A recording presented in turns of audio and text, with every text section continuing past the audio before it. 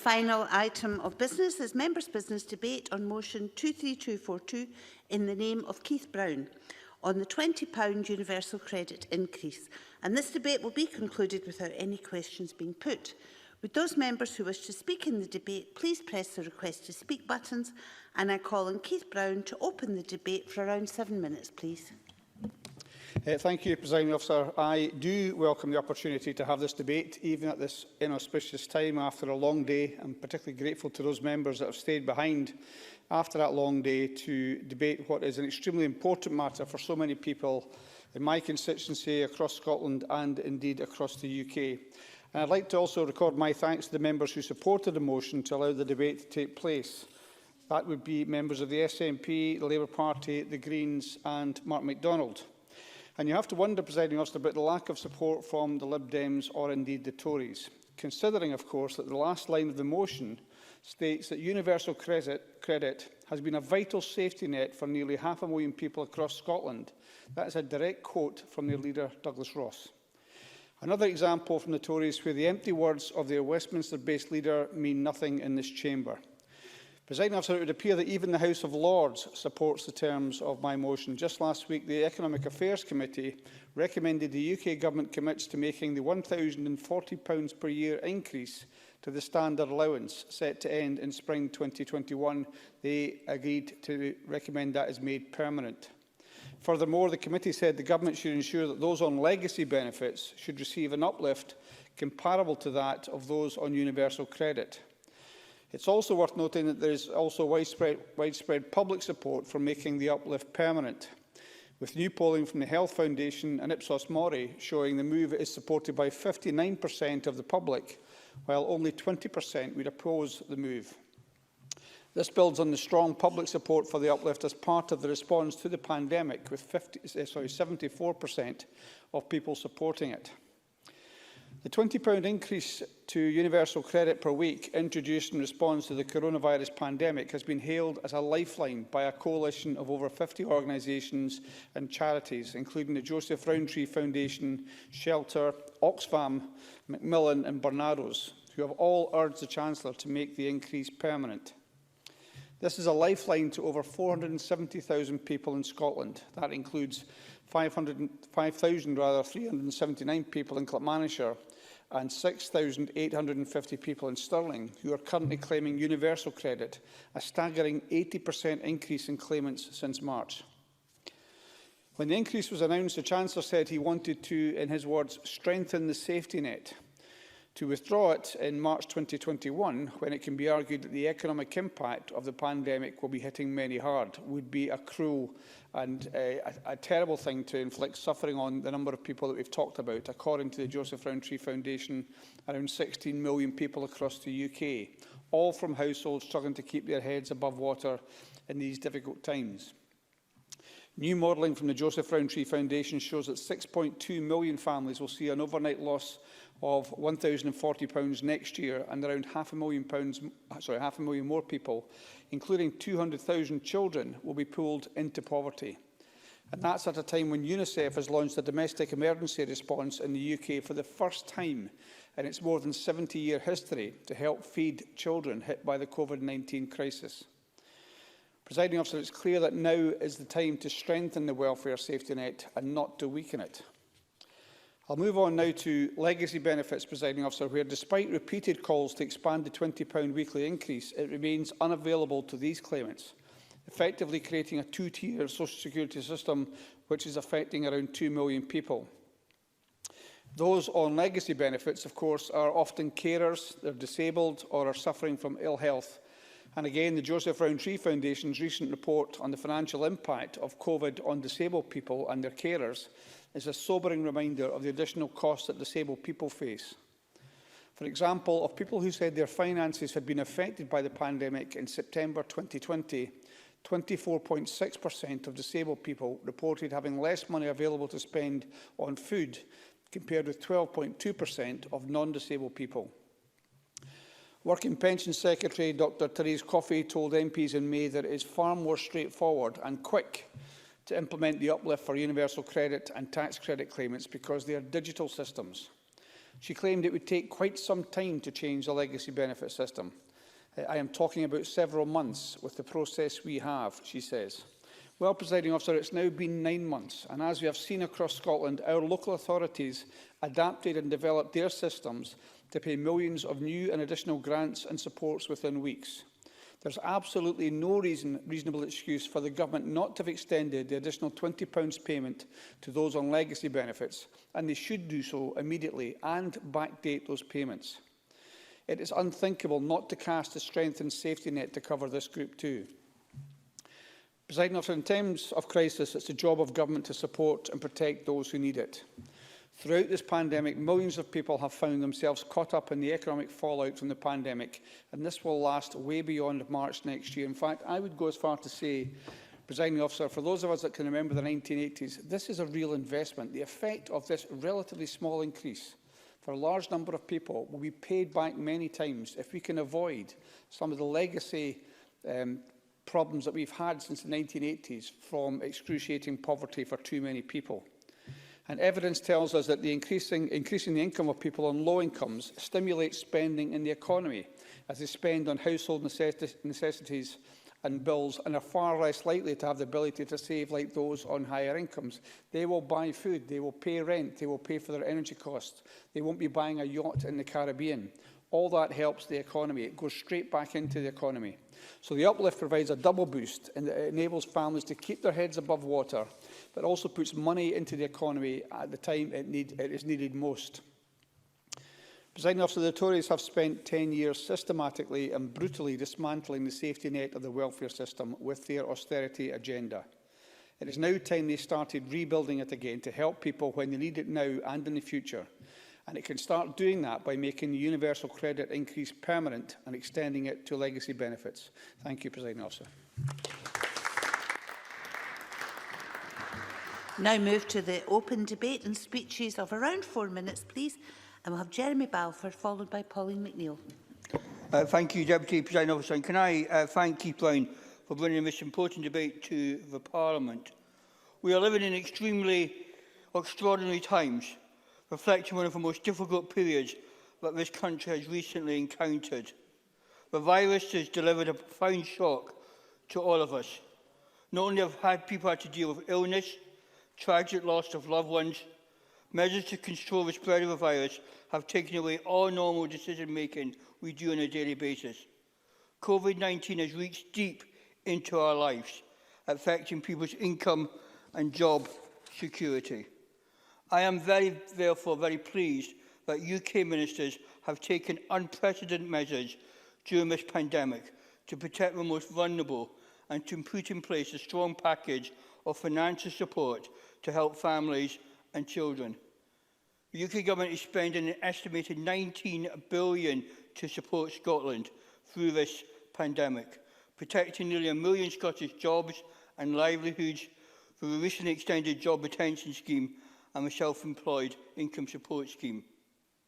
I also welcome the decision taken swiftly by the Chancellor in April to provide a temporary 12-month uplift of £20 per week for those eligible for universal credit, meaning claimants are up to £1,040 better off during the year. Universal credit is playing a large part in the economic response to the ongoing pandemic. The latest figures from the DWP show the close of 500,000 people were on universal credit in Scotland in September 2020. Since March, an additional 213,000 people in Scotland have received support through universal credit. No one is immune from the impact of this pandemic.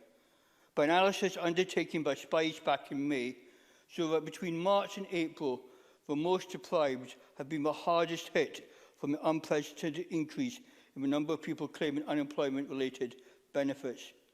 Results of a survey carried out by the Child Poverty Action Group and published just last week show that 3/4 of low-income families are finding it difficult or very difficult to manage financially, with no sign of improvement, and employment loss, rising living costs and additional caring responsibilities are causing financial strain.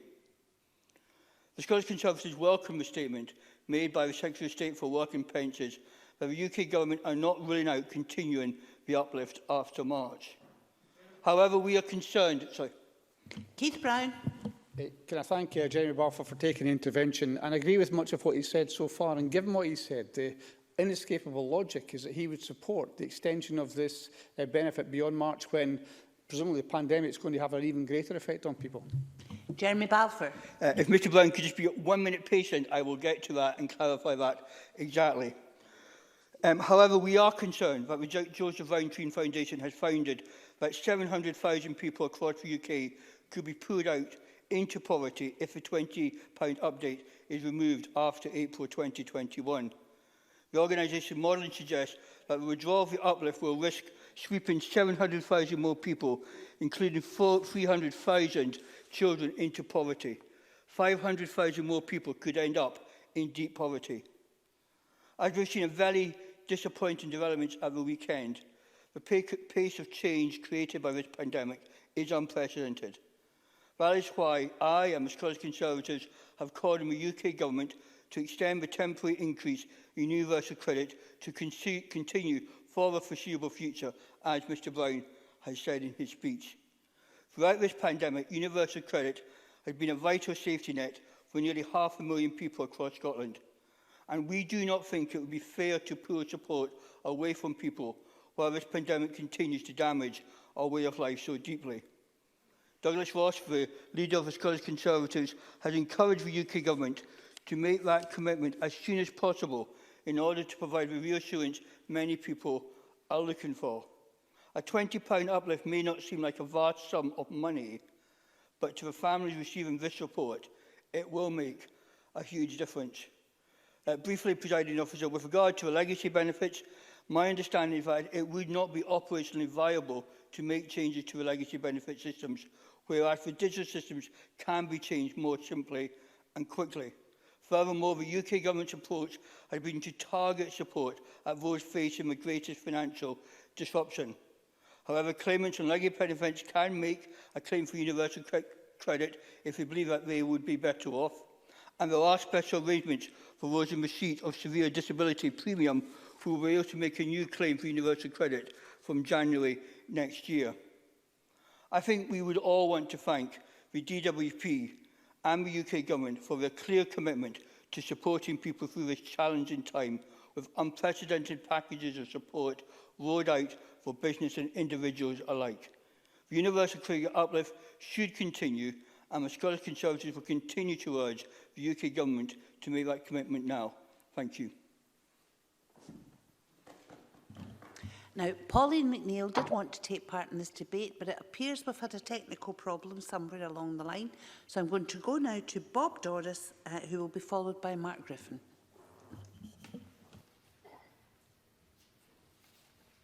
Thanks very much, Presiding Officer, and I thank Keith Brown for bringing this motion to Parliament for debate. At the heart of this motion is an impassioned appeal to the UK Government, urging them to make the temporary uplift of £20 per week for universal credit permanent, and extending that £20 per week to those on legacy benefits also. I have joined with others for many months now, urging the UK Government to do the right thing and to make that uplift permanent. Like others, I have welcomed the £20 temporary uplift previously. It acknowledged that many people moving into the benefit system during COVID-19 and the additional expenses and hardship that COVID-19 caused needed additional funds. However, let us be clear, the level of universal credit and legacy benefits were woefully inadequate before COVID-19. Those in poverty before COVID-19 afflicted Scotland and the UK desperately needed that uplift then, long before COVID hit. And those who may unfortunately remain on benefits for some time, once, God willing, Presiding Officer, COVID-19 has passed, will also still desperately need that uplift once COVID has been banished. There is simply no argument to remove the £20 uplift. Removing it will push 60,000 people in Scotland into poverty, including 20,000 children. It will see hundreds of thousands of Scotland's lowest income households lose over £1,000 a year. These households simply cannot afford this. It would also push up child poverty rates in Scotland by 2%. The poorest 10% of the population will lose 6% of their average income. They're already struggling. Contrast that with the approach of the Scottish Government, with the Scottish Child Payment being rolled out for under-6s in the first instance from February next year. This first phase will benefit 194,000 children in Scotland, ensuring they receive £10 per child per week, and is an investment of £77 million in our lowest income households. When fully rolled out, that will be an investment of £184 million, and 500,000 children will benefit. We have a Scottish Government directing our resources, as we should be, quite frankly, to tackling child poverty. If the UK Government don't retain and of course extend this £20 UC uplift, it will be a direct assault on low-income households during these most challenging of times. Presiding Officer, I want to say a little bit about food need in the time I've got left and connect it back to this £20 uplift. With the rocketing amount of food bank usage in recent years, I'd like to thank individuals and groups who have supported food need directly during COVID-19. I just want to list a few of them: Young People's Futures, NUC, Love Milton, Royston Youth Action, G20 Festival, Youth Festival, Lambhall Stables, Arctic Thistle Foundation, several local churches and housing associations, and many, many more, Presiding Officer, directly meeting food need, not asking for referrals. There was a time before COVID-19 when my office was open to the public. Unfortunately, it can't be open currently. When individuals used to come to my office seeking a referral to a food bank that ran a referral process, they would often talk about the 5-week wait as being a reason for needing that referral, or sanctions, or some other delay, or income shock, or some other reason. But by and large, the biggest reason folk came to me for food need was the low level of benefits in the first place. They simply didn't have enough money to live on. And I think the UK Government should think about that and make that £20 permanent. Now, Mims Davies, the UK Government Minister responsible for some of this, came to our committee. I chair the Social Security Committee, and she said she was keeping it under review. So that is, of course, welcome. But I think there's a reality, Presiding Officer. I think the UK Government are embarrassed at the state of the welfare system in this country, as hundreds of thousands, no, millions of additional people who have never used the welfare state or relied on benefits before are engaging with it. They're embarrassed at the state of it for them. Well, Presiding Officer, if they're embarrassed in the state of the welfare system for these new claimants, they should be embarrassed for everyone else who have been stuck on benefits for far too long. This £20 per week should be made permanent and extended, and I thank Keith Brown for bringing this motion to Parliament here this evening.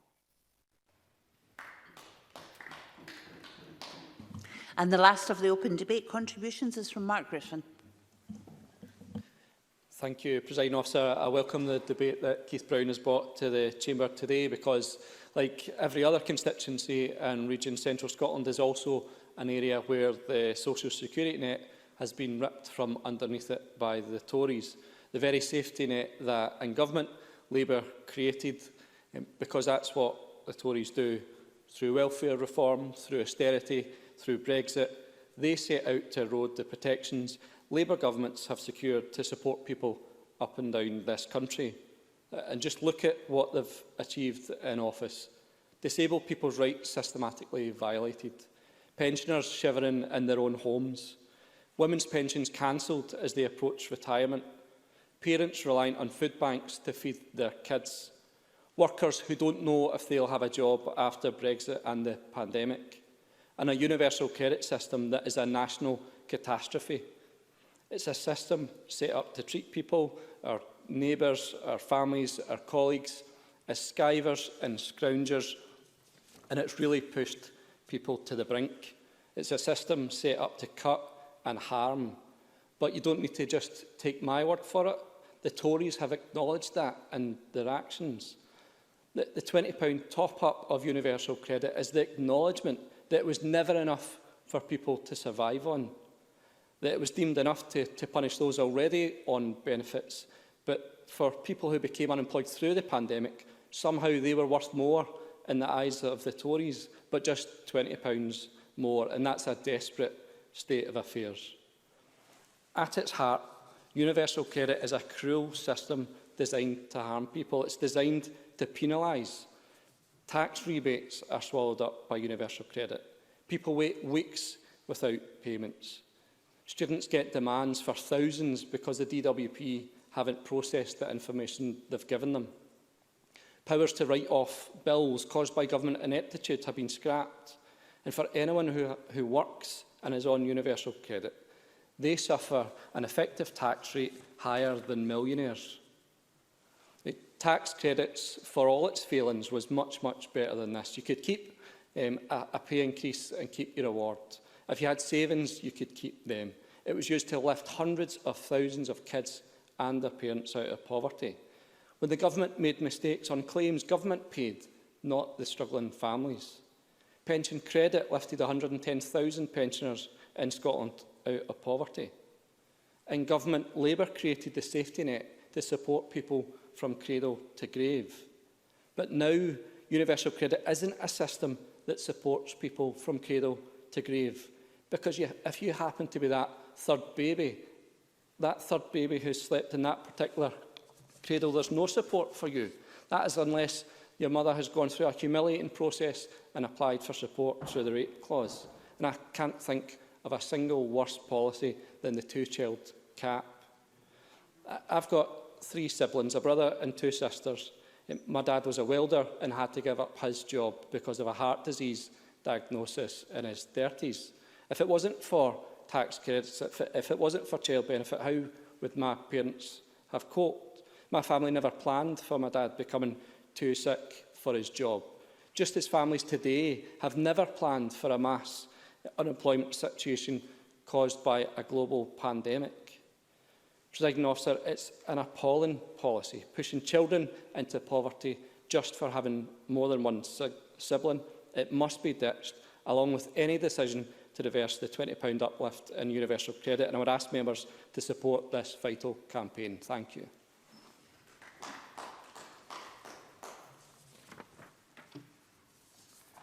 Now call on Shirley-Ann Somerville to respond to the debate for around 7 minutes, please, Cabinet Secretary.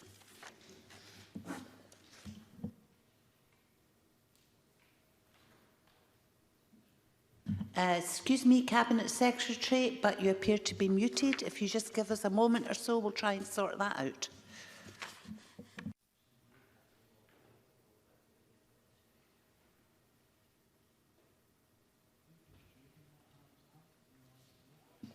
I wonder if anyone would like to give us a song or a poem.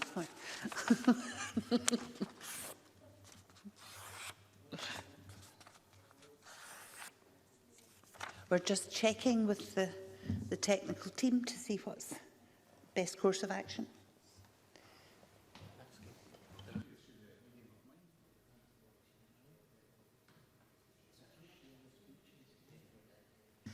Okay.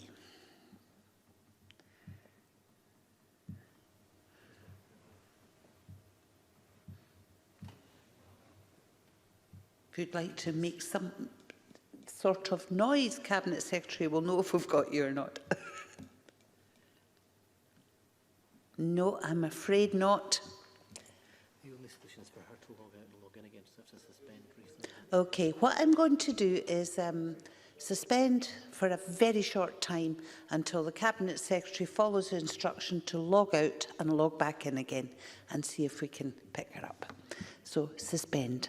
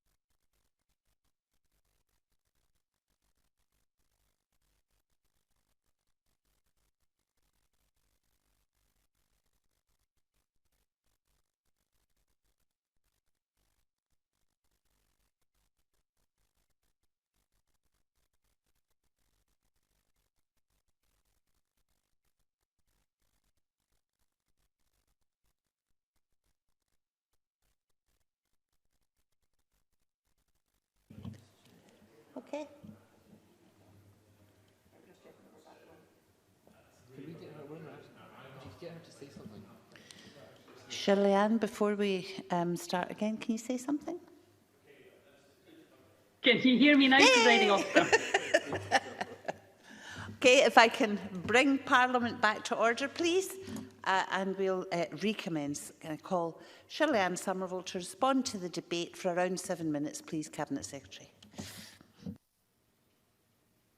Thank you, Presiding Officer. I think that's a relief all round if the technology is working. I appreciate everyone has had a long day. So I'll begin by thanking Keith Brown for bringing this debate to the Chamber. It is a very important debate because it will make a real difference to the lives of many people across Scotland, whether this campaign to ensure that the £20 uplift is made permanent is successful or not. By now, we're all too familiar with the long list of failings for universal credit. Even before the pandemic, its punitive policies, including the 5-week wait, the benefit cap, the bedroom tax, the 2-child limit, and, as Mark Griffin very eloquently stated, the rape clause were clearly failing the people it was designed to support, and of course driving more and more people into poverty. Combine that with a decade of cuts to the UK government's welfare system, which has left key benefits at subsistence level, and there's no denying that this uplift was needed long before the crisis we face now has happened, just as Bob Doris had said in his speech. It's clear that the majority of members understand the senseless harm that would result if the UK government cut this vital support at this particular time of crisis. That's why this needs to be a permanent change. There's overwhelming evidence showing that failing to retain this uplift will deepen existing inequalities and push more people into destitution. As a few members have stated, there is a devastating impact that will be felt far and wide here in Scotland. A report published by the Scottish Government last month showed that if the UK Government continues its plans to withdraw this support in April 2021, it would plunge more than 60,000 people in Scotland, including 20,000 children, into poverty. The same analysis also showed that although a failure of the UK Government to maintain this uplift would be felt by all groups who need this vital support, it would disproportionately affect single parents, most of whom are women, families with children and families not in employment. It is simply not right that people have to go without essentials such as food, electricity during this crisis. This would wreak havoc on individuals and hinder Scotland's recovery. And that's not just the view of the Scottish Government, but as Keith Brown said in his opening remarks, also of the Joseph Rowntree Foundation and many others. They've came to the same conclusion that the removal of this uplift is wrong. And given these sobering warnings, it's perhaps no wonder that calls for the UK Government to permanently retain the uplift are increasing, including from across the political spectrum, such as the Work and Pensions Committee, Treasury Committee and Lord's Economic Affairs Committee. To be blunt, Presiding Officer, there is no conceivable scenario where this uplift will not continue to be necessary. This pandemic has exposed and exacerbated existing shortcomings with the UK Government's welfare system. I myself have written to the Secretary of State for Work and Pensions on no less than 5 occasions since March, calling upon the UK Government to make a range of urgent fixes to their benefits, including retaining the £20 per week uplift and extending this to legacy benefits. I've also repeatedly urged them to address the other well-known issues with universal credit that I mentioned in my earlier remarks. Now, here in Scotland, we don't have the powers to make these changes ourselves, otherwise we would. But despite having only 15% of social security spending, the Scottish Government has introduced an unprecedented level of support through the pandemic, making sure we targeted new assistance to get help to where it is needed the most.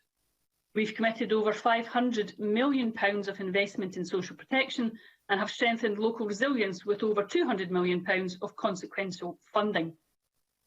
More than that, we've worked tirelessly to maintain our commitment to deliver the Scottish Child Payment.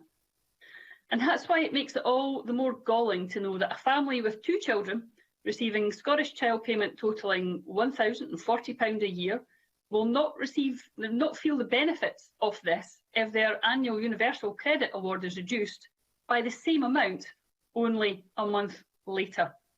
This demonstrates, Presiding Officer, the core challenge of the current devolution settlement and how it hampers our ability to effectively and genuinely support people in need through social security. The UK Government must therefore show the same commitment by making universal credit into the system it was meant to be, one that supports people instead of holding them back. Now, they can start by doing the right thing, and as Keith Brown Motions has said tonight, to commit to making that £20 uplift to universal credit and working tax credits permanent and extending the same support to those on legacy benefits. And I'm delighted that Keith Brown has once again shone a light on this important issue for people right across Scotland here in our Scottish Parliament tonight. Thank you, Presiding Officer. That concludes the debate and this meeting is closed.